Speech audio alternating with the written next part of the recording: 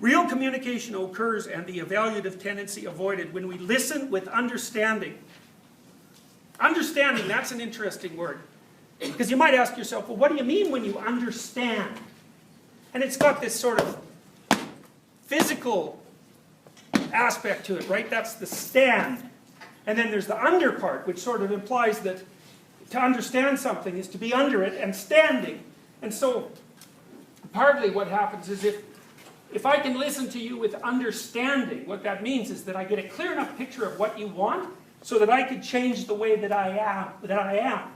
Maybe the way I look at things, like the perceptual scheme through which I view the world, but also my actions. And if I can extract that from you, then I understand.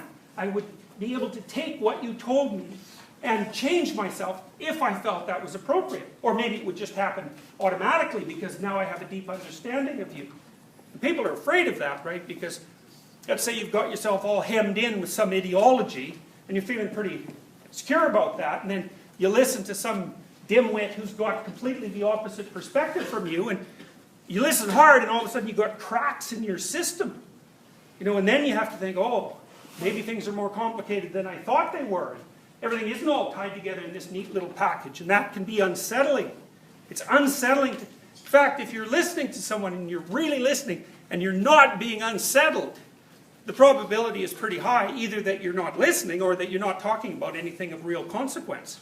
Because if it's important and you're listening, it's going to shift you.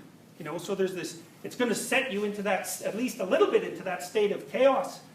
And what you're doing then, just so you know, is that instead of identifying with who you were, which is the person that you were before the conversation, you're identifying with the person you could be as you move through the conversation.